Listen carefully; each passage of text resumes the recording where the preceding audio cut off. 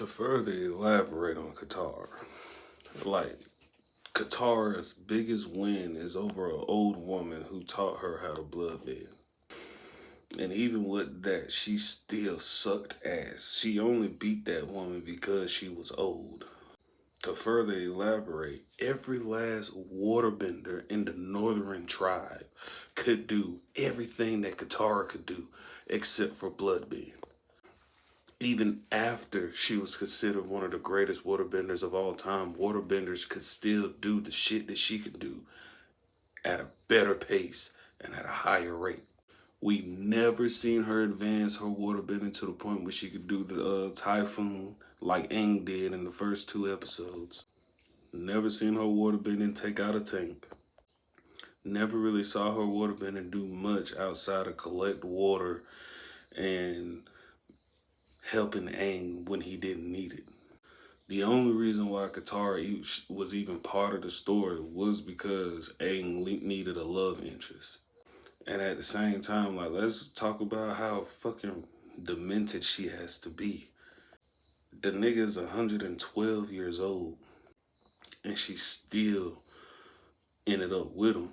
Even though that wasn't her first choice, she still ended up with him. This is the reason why people wanted her to be with Zuko instead. Because her and Zuko literally have the same story damn near.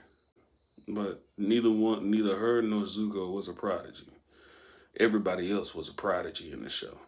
Aang was a prodigy. Azula was a prodigy. Sokka was a prodigy. Toph was a prodigy. Hell, Jet was a prodigy.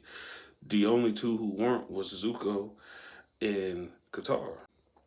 And hell, even after a while, like, Zuko was in his own league because Katara still couldn't contribute to the team like everybody else could.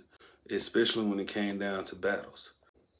At the end of the day, I don't care what none of y'all have to say or how any of y'all feel. Katara was probably the most unvaluable asset to Team Avatar. And a lot of y'all didn't realize it, but it was pointed out throughout the show from Sokka originally, and then it came from Toph. Like I said in my video before this one, there was so many things that she could have did to make herself on that level, but she never did. She just rode the bandwagon. She was the one person in the show who wanted the most sympathy, and whenever it came down to it, nobody gave it to her except for Aang. And hell, that was out of a sense of, one, he was horny as hell, and two, he felt sorry for her. But everybody else didn't give a fuck about Katara or her backstory. Why? Because everybody has a tragic backstory.